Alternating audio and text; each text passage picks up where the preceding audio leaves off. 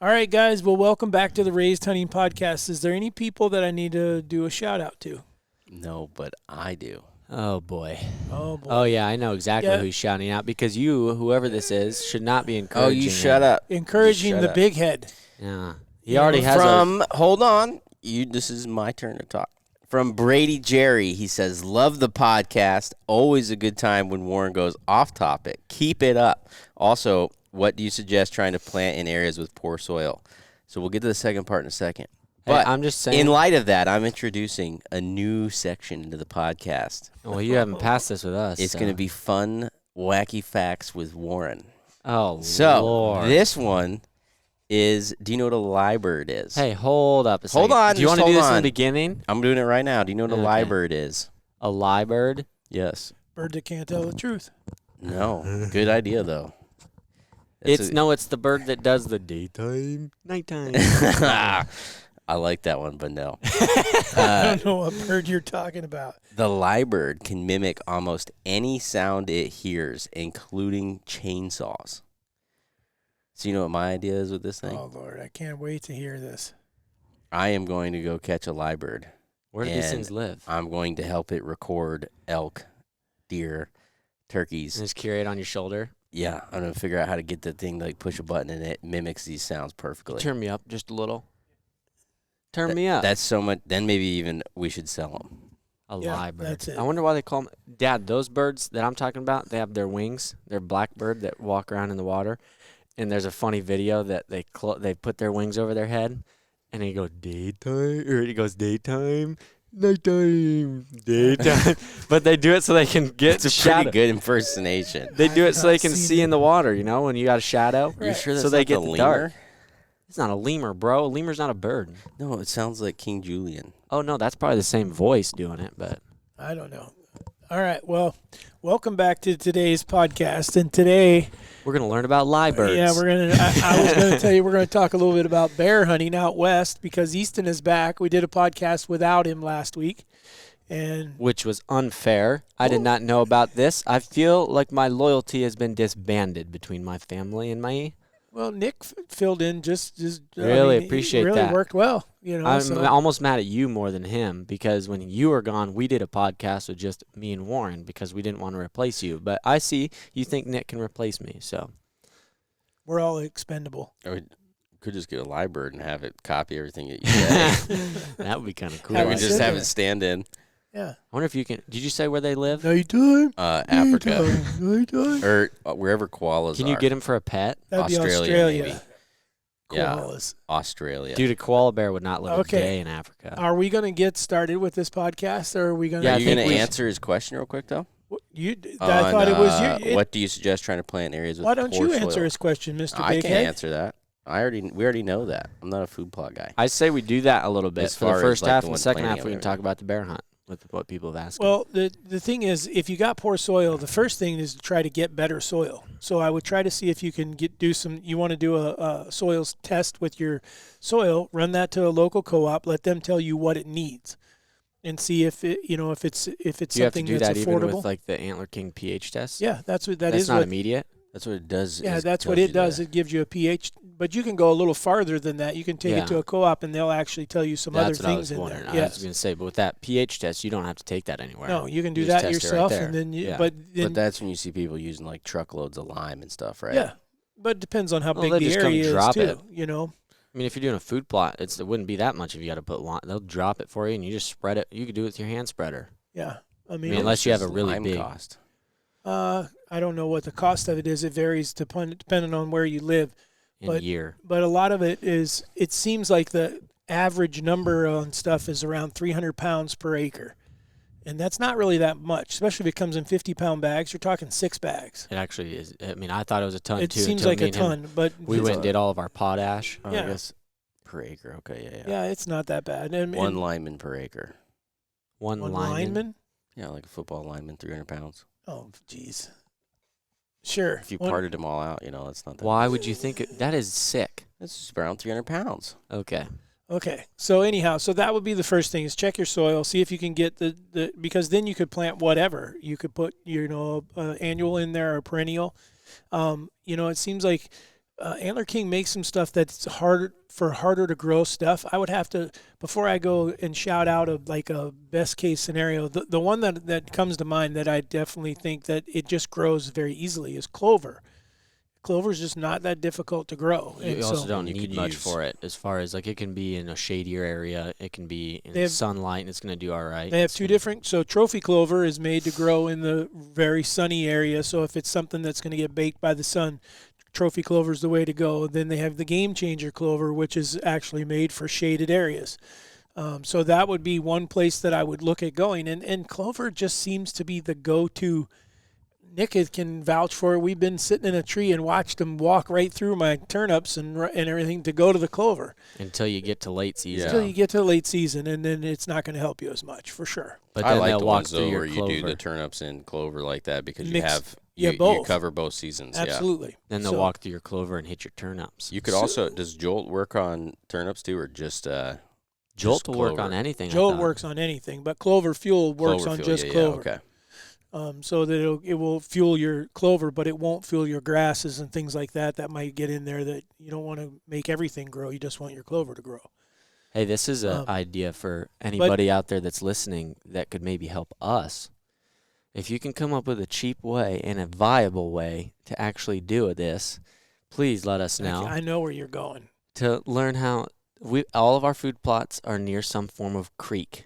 Okay, so if you have a way that all you DIYers out there that I'm sure are listening, let us know if you got a way to irrigate a food plot for cheap, not a freaking whole entire setup. Anyways. Yeah, especially if it's a quarter mile. But anyhow, long story short, what was the gentleman's first name? Jeremy? No, Brady, I believe. Brady Jeremy. See, Warren has a new friend. He doesn't even remember his name. See, Brady, That's you're on not the true. wrong side. You should be on our side, not Warren's. Why would? Yeah, the boring side. No, we're No, fun. Clearly, yeah. See, I did. Brady clearly wants to be on the So, fun side. Brady- he is fun. We will direct message Brady back. Well, I'll answer that once I do some research. Yeah, and Brady, just so you know, the only reason that we didn't reply on Spotify is because I still can't figure out how it won't let us as the creator of To the answer podcast. anyone? If I'm being reply. honest, I don't even know how to comment on Spotify. That's what I'm saying. I'm saying- from our account, I don't know. Like meaning from the account that posts the podcast, I don't know. Well, I can't figure it out. I can't figure out how to comment on a podcast when I'm not that person, when I'm just listening. We have a tough enough time just doing the podcast. Oh, there goes the big fart blossom. Anyways, what else? Is there any other tips you got for? That could probably be a whole other podcast. Yeah. Do we want to talk about a bear? We do want to talk A about non-existent bear? No. So this should Existent but be, non-existent. This should be about a 6-minute podcast. Not really. 2 for the cub, 2 for the mom, 2 for the other cub. There we go. The best part is that Warren bailed on it because he knew he wouldn't be able to handle it. You're right. Somebody had to handle the business. Yeah, okay. Well, we went on a bear hunt, and it was a good time. We went in Idaho, which we've been telling everybody that we were going to be going, and you were so graceful in letting us know what we were getting into, or the fact of what we didn't know what we were getting into. And, oh, boy. Uh-huh. Well, I think Yeah, you were right. Here's something that I think that when you go hunt with an outfitter, you are the person that I want to talk to. And what I mean by that is if I'm looking for a reference to go hunt with someone, I want to find someone that wasn't successful that says they would go back Yep. and hunt with that guy again. And that seems to be the case. So I think you should 100%. do a shout out to Well, John with But- Wind River Outfitters. right out of Idaho because Yeah. apparently there's a couple Wind River outfitters. Yep.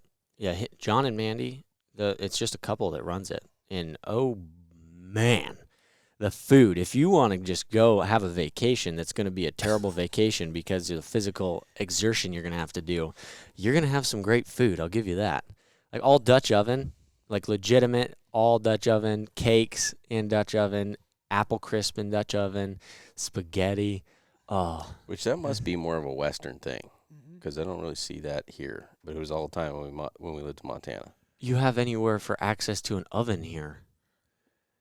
Yeah, but it's like a Or a grill. You can No, put a grill anywhere. but it's like a campfire thing. I mean, it's just something people do when they're camping. Up there, though, that's not a choice. They have to do Dutch oven because They can't have like half of their spots, whether it's national forest or wilderness, is different laws. So like in the wilderness, which is where some of their camps are, they can't have any propane. They can't have any like artificial flames or anything. Like they can't have a chainsaw. They can't have. They couldn't have considered an artificial flame?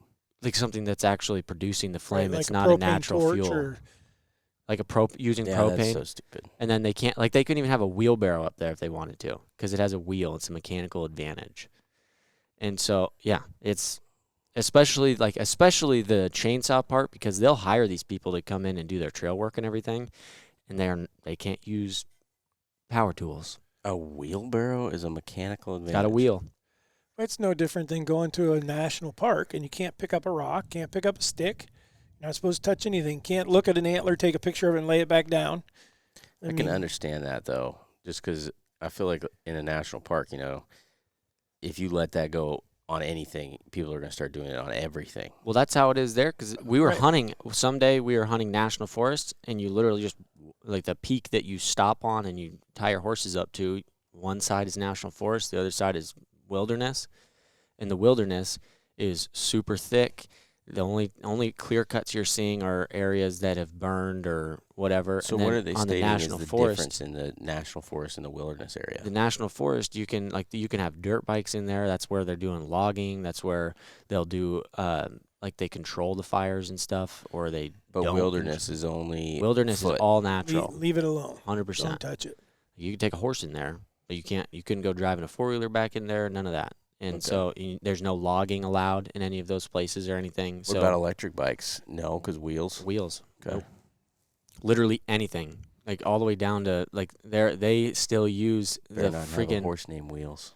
yeah, very funny.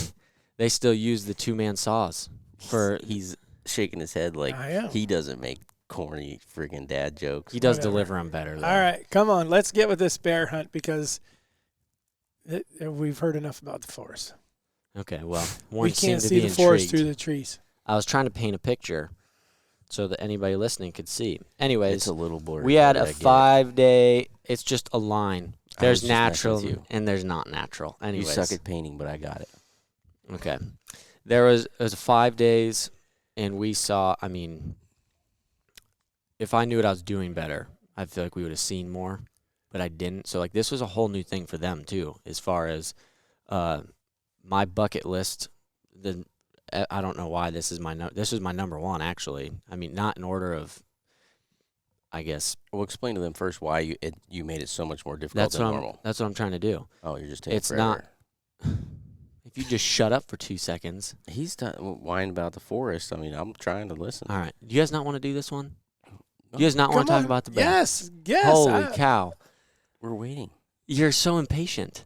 I'm trying to talk about it. So my bucket list, I didn't intentionally put that on the top, but I have a bunch of them, like some of the ones you want to do too, but a spot and stalk bear hunt in a high country, like actual high country. I believe that you would consider where you were high country. This is, I mean, as That much was- as I had a picture in my head or like an idea of what I wanted to do, that's what it was. Like if I went to Canada, it's not there's certain, like BC would be, high country. it'd be high country, but like where we've gone to Saskatchewan, that I have no intention, like that doesn't trip Flat my, country. I go back huh? there. So that's flat country. Yeah, Yeah. that's my point. No, I'm saying for the spot and stock portion of it, like Oh, that's no, I not wouldn't really. Go there and spot and that's stalk. not what I I'm go looking back for. there and get in a tree stand and shoot a big bear. But as far as a 5-day hunt of, we were hiking up cliffs, and I'm not exaggerating. Like it's genuinely you're either working around cliffs or walking like to a point where you can jump onto the next rock or whatever else. You're sitting on stuff that's 1,000 feet down, and like you go 10 minutes on your horse, and you've already climbed 1,000 feet in elevation every day. And the first day we had, this one was my own stupidity that I didn't know. But I think you need to explain to people, too, that most people aren't going out there doing it the way that you did it. They're sitting on baits. Yeah, that's what a spot and stalk is different than bait. Yeah, I know, but what Well, I would just explain to people that that's an option, and you just didn't want to do it a lot that of places, I mean, out there, I think just about all of them do it pretty similarly. In the outfitters that are in that area, they have a section and they run their baits. And so he had, I want to say, 4 different baits that were up there or something that were active, and they had trail cameras on them. And so you can either sit on baits and you're sitting 20, 30 yards, whatever it is from the bait, or run hounds. And so his hounds will go out and you stay on your horses, you go up, and once his hounds strike something, you're basically going as far as you can on the horses with the trail until you can get off and go find them, whatever. Well, all those, the bait I wasn't as interested in. The hounds were interesting to me, but the spot and stalk, I wanted to be able to go find the bear, stalk the bear, like full on, especially with a bow. So for them, it was completely different because they've done, like I said, hounds and baits. So that's why he was so excited for us to come do this, because with a bow, for one, I didn't talk to anybody out there that bow hunts. Everybody, I saw one guy that had a bow with him, but other than that, everybody rifle hunts, and everybody's doing it like sitting on a bait or something. And I don't have anything wrong with that, but for my bucket But if you list, also look at that country, yeah, it's big, huge country. It's it's not uncommon to shoot 300, 400, 500, 600 yards across a canyon. Oh yeah, yeah, or even to get across the canyon is a mile some walk. Yeah, they may only be a few hundred yards across, but you can't get over there. There was one of the places that we were hunting primarily was called Hall Canyon, and he said it changes names real quick because if there's bear in it, it becomes Hell Canyon really quick. And of course, our second day there's a bear in it.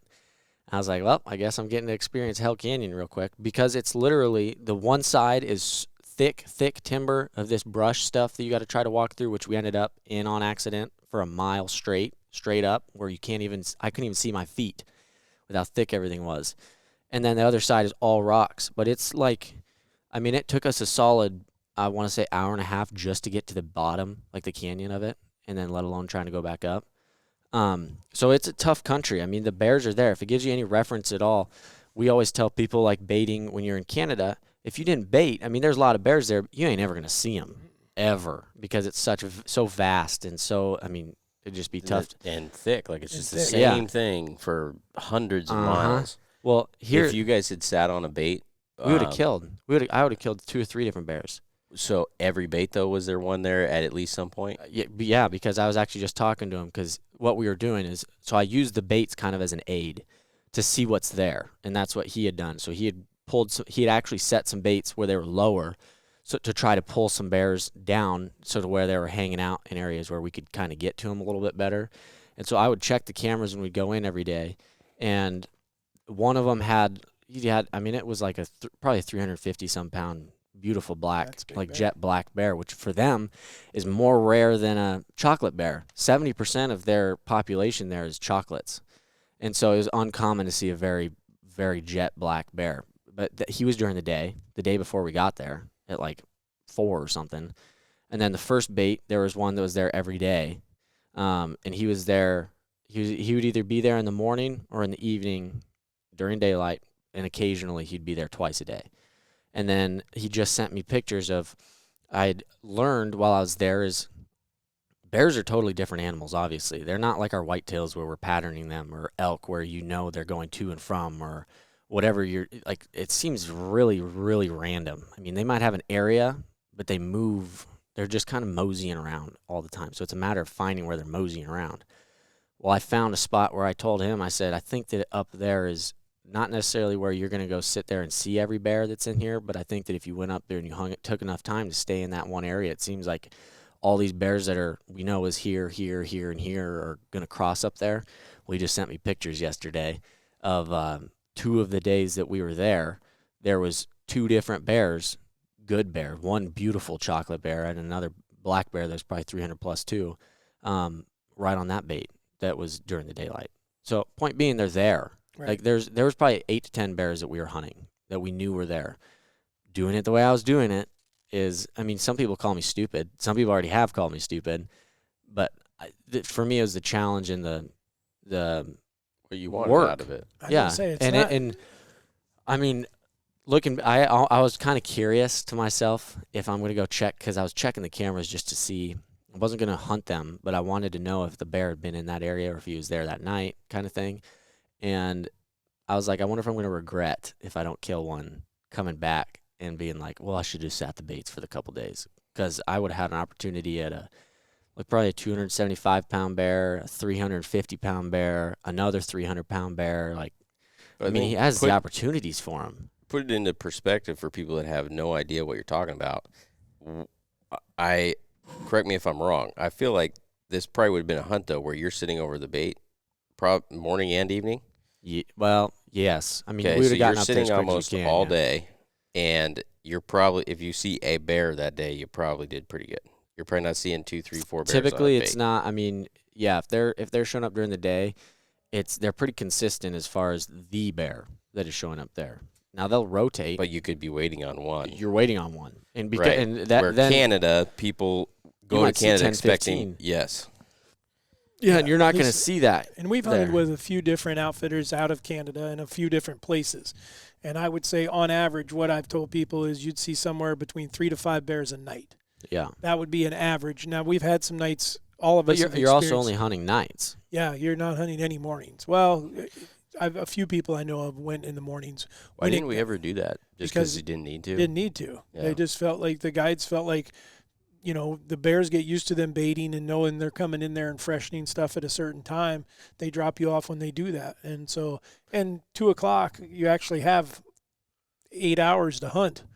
You're you sitting start till late. 9:30, 10 o'clock, Of all the big bears we saw and killed up there, how many do you think were right after the guides left?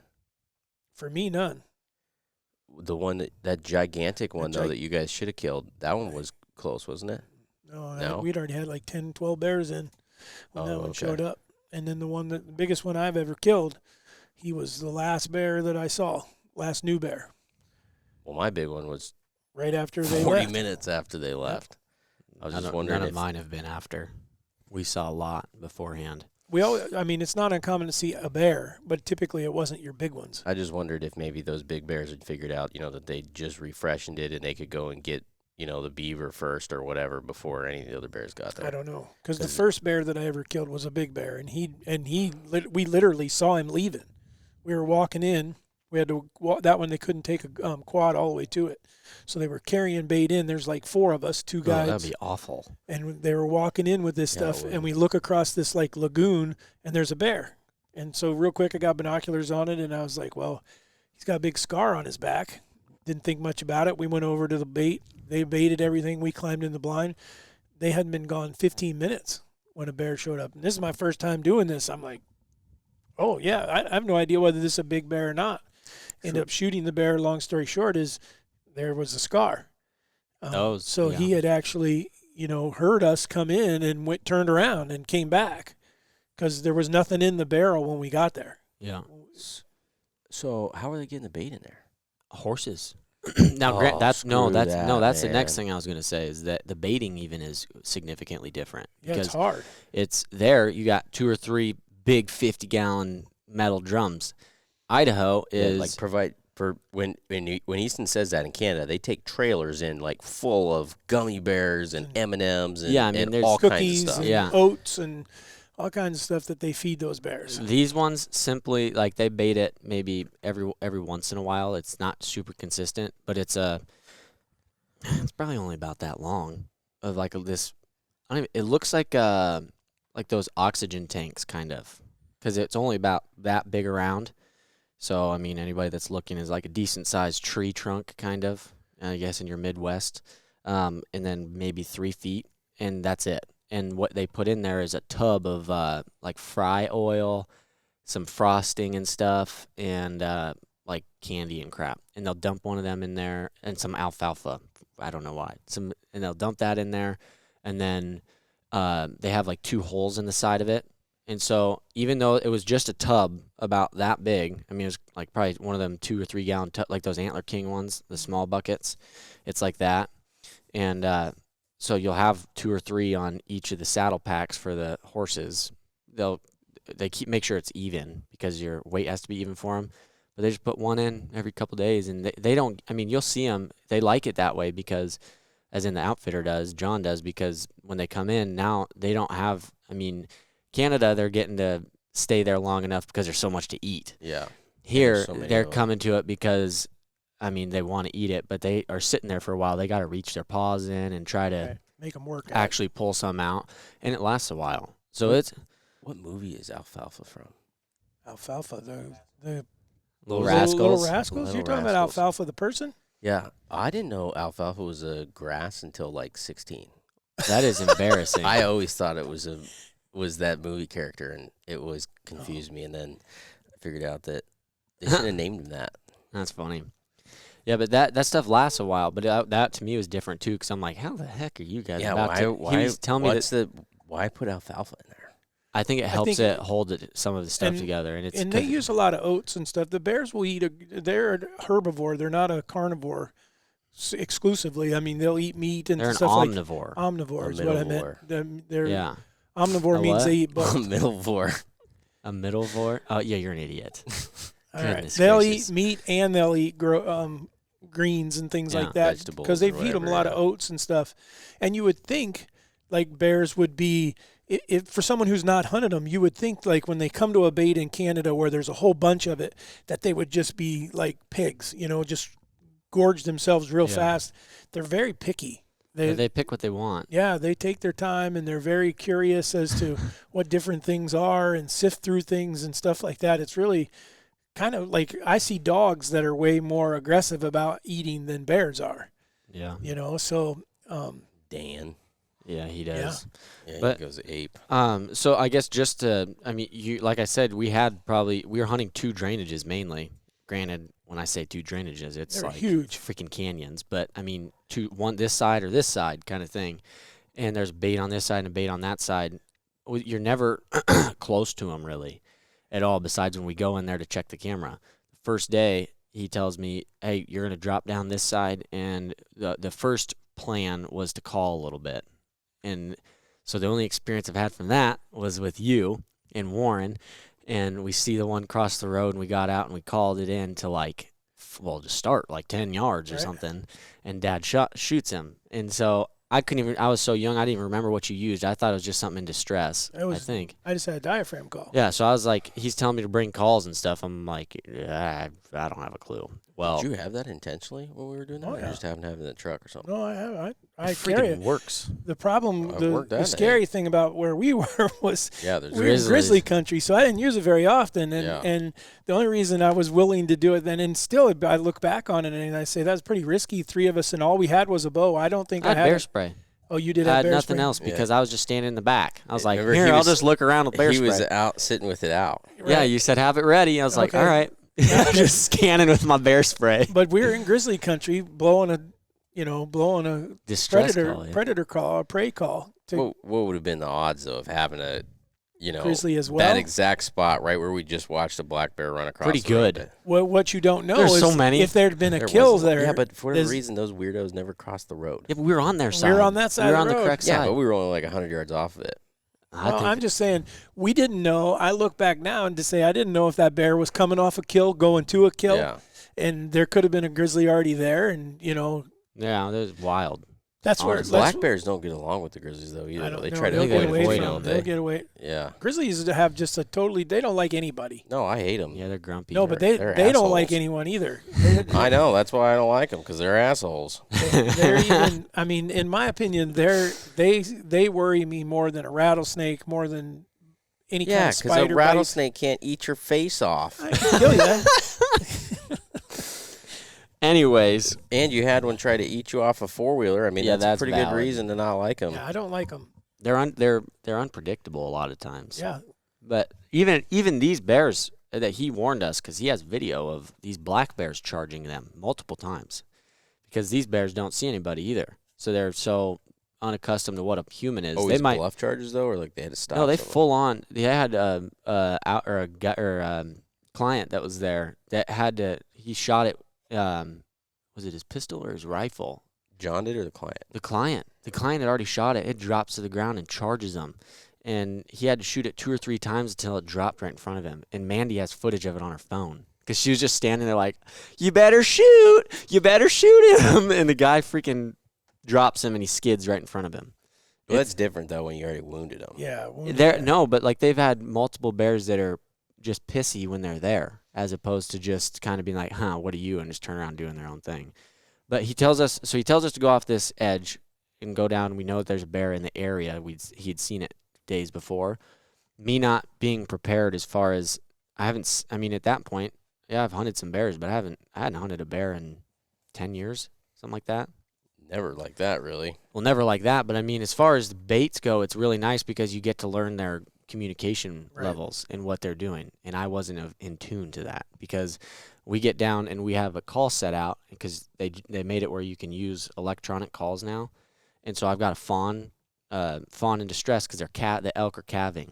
And Eli keeps telling me, so we're backed up against, like, if you can just picture straight up, straight down, we're sitting on the only piece of ground that we can sit without rolling down the freaking mountain with a 20, 30-foot cliff directly behind us. And so I purposely had kind of set up next to that so that I didn't have to worry about what was behind me. I could focus on everything to my side and in front. And Eli kept saying he hears something above us, and I'm like, I don't know what to tell you, man, because I can't hear it. I don't know what you're hearing. Well, he was adamant on it, like there's something there. Well, about 15, 20 minutes after he had not heard it again, our wind switched, and I said, all right, I think we should try to pick this, and if we can't get him to come out, there's not much we can do. And we'll move around and maybe try to cut him off if it is a bear. We don't know. And next thing you know, I'm packing my stuff up, and I hear something up there. And I turn around just to look up on the cliff that's right above me, and a freaking boulder. I mean, I should say rock, but I shouldn't say rock because, it's a big old thing. Comes flying off the cliff, and I'm like, oh, crap, and freaking like 5 feet from me, like smashes, you feel it hit the ground. And Eli's like, what? I was like, did you not just see the huge freaking rock come flying off the hill? He goes, no, I didn't see that. I said, well, look down there about a mile. It's in the freaking creek now. And he goes, well, I guess we're done with this spot. Well, it turns out we have to go that way to get back to where we were trying to get to. And we ended up pushing a bear that I should have known that the only way that rock came off that cliff is from something like pulling it or whatever. And bears, for anybody that doesn't know, they'll roll rocks over and stuff just to get the grub and stuff that's under them. And so at that point I was like, I wonder if a bear did that. Didn't trust my gut. Go forward, we're like, I don't know, it's almost a mile back to where the horses were at. We see a cow and a calf down in the bottom, which is another reason why these bears are in the area, because they're calving right now. And so we see the calf, couldn't even walk because it was so fresh. And I guess they walk within 24 hours. I thought it would be longer than that. But so it's that day, basically. Keep going, and all of a sudden I hear like a kind of thing. I was like, in my head, first thing my head went to was, oh, it sounds like a bear kind of like doing their little like blowing thing at you. But I was also hiking and questioning every bit of myself as to why I was here, because it was terrible having to climb what we were climbing. And I said, well, we're close to the horses. I bet you it was just a horse doing one of their little freaking weird thingies that they do. And Eli's like, I didn't hear it. I said, okay, well, let's just walk along this little brush patch that I thought it came out of, just in case. Well, we go walking through there, and I'm looking in it and everything, and it's thick that I couldn't even see 5-10 yards really, but I just was trying to trust my gut. Well, I get up, and I was telling John what had happened, and he goes, did it sound like this? And he did that, and I said, well, yeah, it sounded like that. He goes, that was a bear, man, and I'd be willing to bet that it's probably the bear that rolled the freaking rock off the cliff on top of your head. And I ended up figuring out that the horses were probably 300-400 yards away, because I thought that they were on the next ridge over, but they weren't. Every time you get to the top of a ridge, you look and there's a lot longer to go. And so there's no way I heard the horses. And so first day we had an encounter of 40 yards twice. That honestly, if I would have trusted my gut enough, I would have just walked through that brush and just pushed him out, or tried to at least get an eye on him, and then waited for him, because there was nowhere. He was on a mountain, but there was nowhere else for him to go. So it would have been a matter of either he's going to make a move at us, or he's going to try to just sit there, or you just wait him out and he's going to move out at some point. Because you'd be surprised what they can climb. There's nothing to climb right there. Oh, No, I'm saying there's no way as far as where I wouldn't be able to see where, be able to shoot around or see where he was going, because he was in one patch of brush with a stream going through it. There was no tree to get up. There was nowhere he could have dove off where I couldn't have got to him, because even if he did, I would have been able to shoot him on the other ridge that was over there, because it was only 40 yards, because it was straight down and straight up. But But I mean, we ended up calling in a sow and 2 cubs to 25 yards to an elk call, simply just a cow, whatever the heck you call Cow them. mewing. Yeah, that thing. Yeah. I was actually using a coyote call for it, but we did that, and they came right in. And that was really, really cool because it was a color phase. It was a chocolate sow, then a chocolate cub, and a pure blonde cub. And John's like, man, I'm surprised you didn't shoot. I was like, it was a freaking cub. I'm not shooting a cub. He goes, well, it was a 2-year cub. And it definitely was. It was about the size of their mom at the point. But he's like, anybody that I've had that would come in here would probably shoot that because of the color of it, because they never see it either. I mean, it was close to white.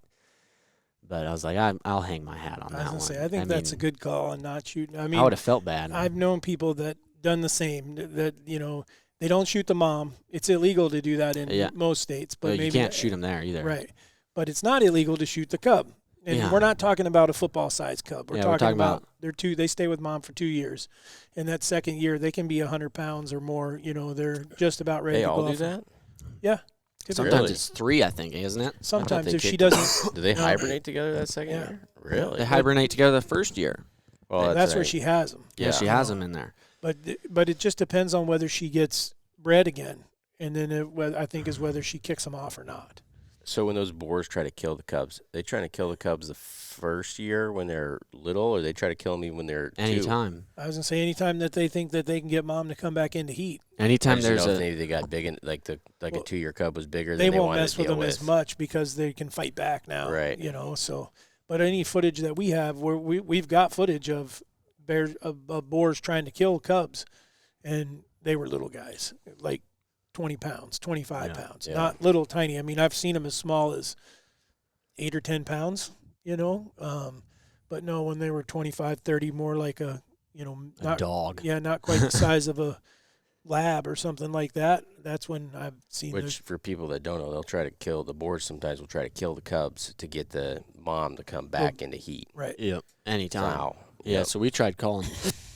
We even tried calling as a cub in distress too. But that elk call, I mean, it wasn't even a calf in distress or a calf looking for mom kind of thing. It was just simply that it's Well, she's going to be as opportunistic as she can be. If she can be around elk, then all she has to do is one drops a calf, and her and her cubs have a chance to eat. Yep. Free. It's not a very big meal, but it's kind of a free meal. They don't have much defense when they're that little.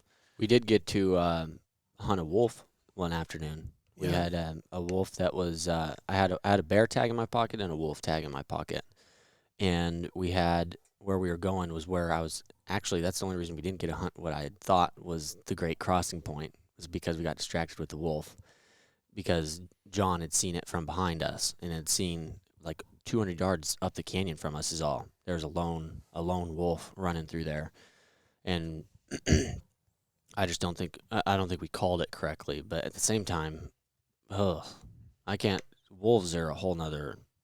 Like, I'm not even anywhere close to the knowledge level to actually kill a wolf, let alone the fact that I had my bow.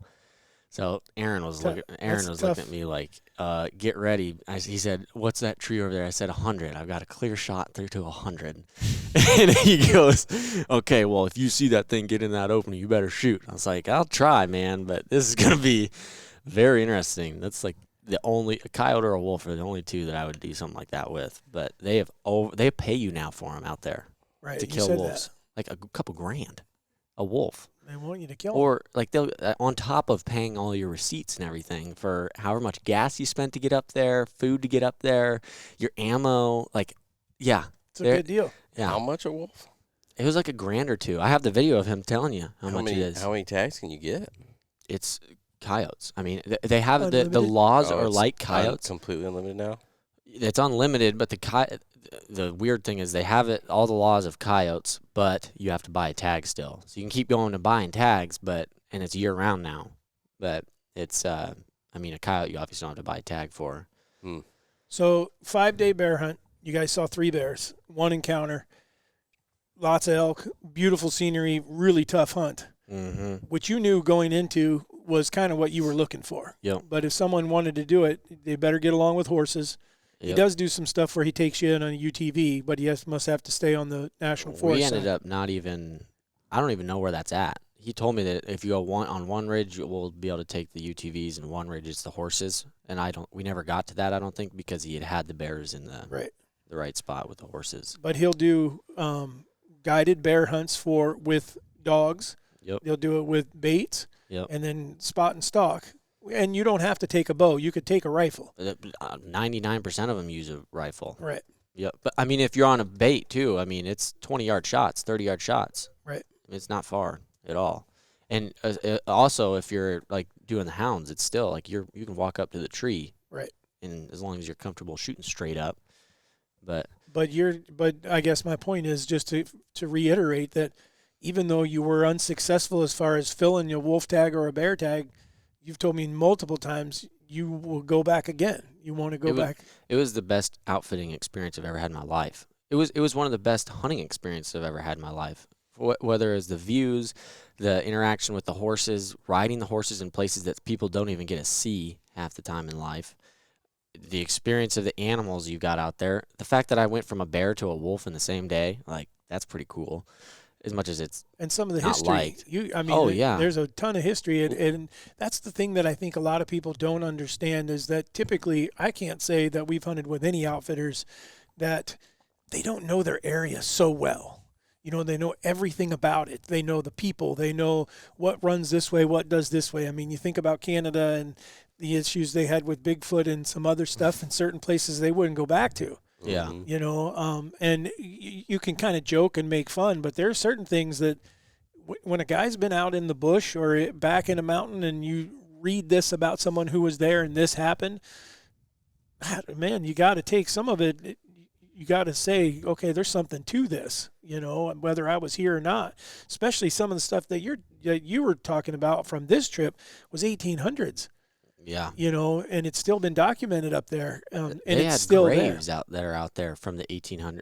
We were hunting on a mine the entire time. Like, that whole entire canyon was a mine that's all still there, except the entrances they've, like, sealed them off. Yeah.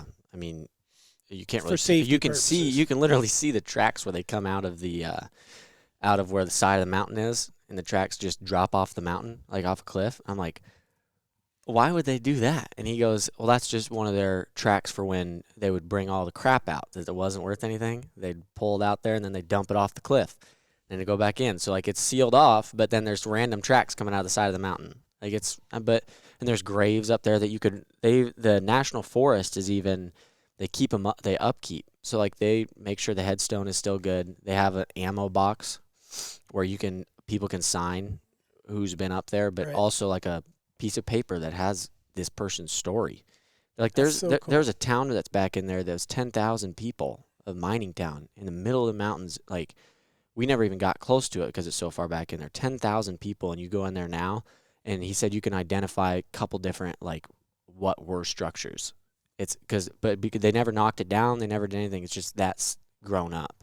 Right. That's crazy. And he'll take you on guided crazy cool, though. freaking rides. You can go in there and, I mean, that was another half of it. Just sitting there listening to all the history and stuff. I would 100% go back and do that one again. Well, and I think the other part that is, and I guess what I want to make a point of, we just posted a picture the other day of all these successes. And I mean, we had 9 white-tailed deer or something or 7 white-tailed deer and an oryx, and it was 13 mounts total. Okay, Yeah. and between 6 of us, right, or 5. 1, 2, 3, I think Mitch 4. had 2 in there, and Nick had 1. We Yeah, didn't so have we had those 10. in the picture though, did we? No, but I brought back 13. So Brought it was back 10 13, total. but we took a picture, and a lot of people have commented, "Hey, I want to be you guys." Man, looks like you guys need a better job. You know, you don't get to do what you. But it doesn't always go. We're not always successful. I mean, we're just like you guys. We're hunting places and things don't go, but we do go a lot. We are persistent. Easton's not done with this bear hunt. I mean, he may be done this year, but he goes back. And eventually, I have no doubt in my mind that if either one of you guys put your mind to something, you're eventually going to get it done. I mean, the only thing stopping me anymore is I'm starting to get older, and you physically can't push yourself to that extent that I wonder now. I mean, I'm not saying I'm done by any chance, because I still ain't made Alaska, and I'm going to make that one. So, but my point is that for those of you out there that are going, man, I just want to go on one hunt, you got to go do that first one. You need to pick something. You need to go do it, and you can, and saving the money or whatever, or making the money. You're only one, and I'm about to turn 55. There's only one trip here, and it may seem like year after year is a different trip. That's not necessarily. That's not the trip I'm talking about. I'm talking about when you're born to when you die. You only get one shot at all this, and so man, if there's someone out there sitting on the fence and you wait too long, you may never get to do it. I'm one of those really, really, really fortunate people that have gotten to do a lot of the stuff that was my bucket list. Yep. And I think it's huge that at 22 or now 23 and 27, or is it still 27, right? Yeah. It's okay. He called me 22 and I'm 23.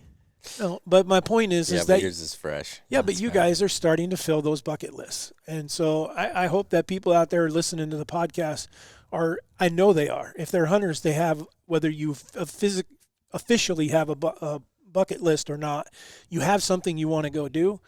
Figure out a way to set it, make it happen. Make it happen. Set a date, set a time, set a dollar figure, because it's not going to do anything but get more expensive. I don't care whether you're going DIY or you're going with an outfitter or what you're doing. Well, no matter what, any of that stuff that you're going to go do that's a new adventure, you got to start somewhere.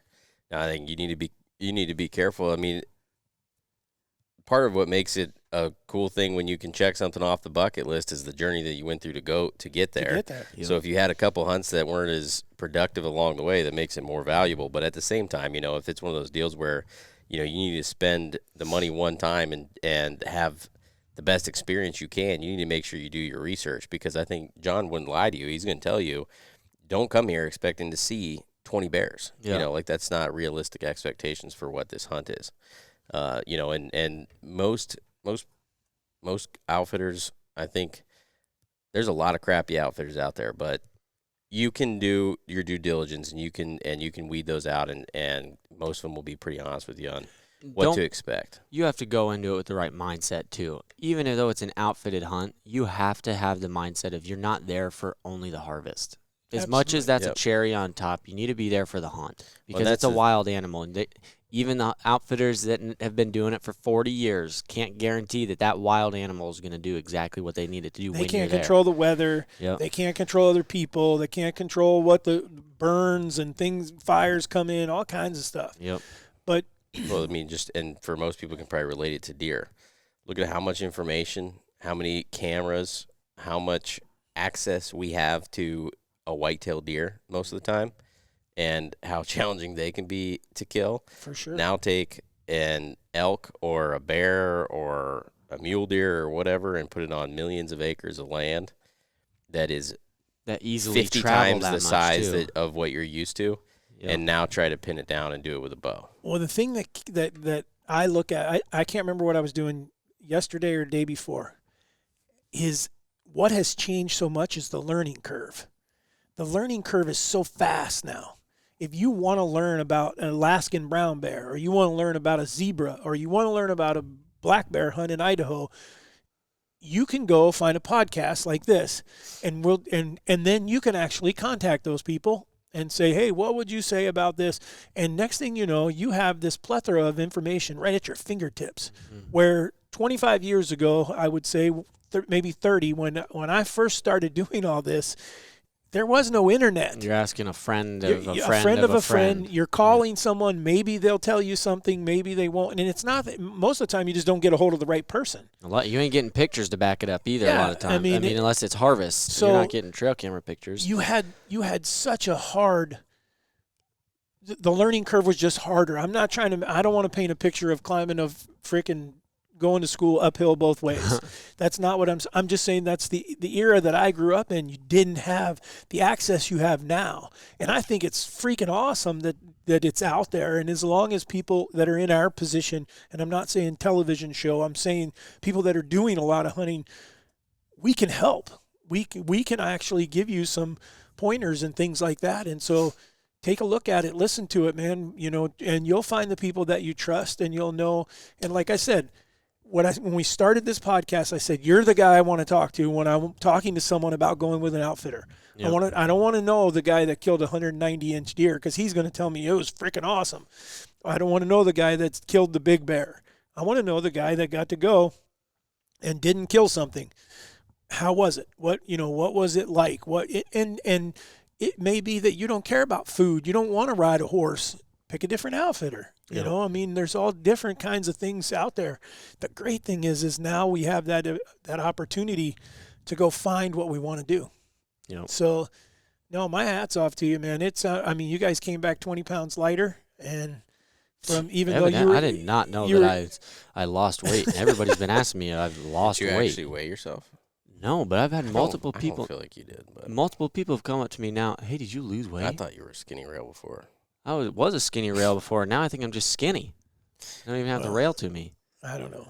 But I know that you guys worked your butts off, and the footage that you guys did accomplish is beautiful stuff. It just didn't kill a bear. Great for a scenery photographer. We got to see a lot of we saw a lot of elk. Right. And I've never seen a calf that young either. That was really cool for me to be able to see that.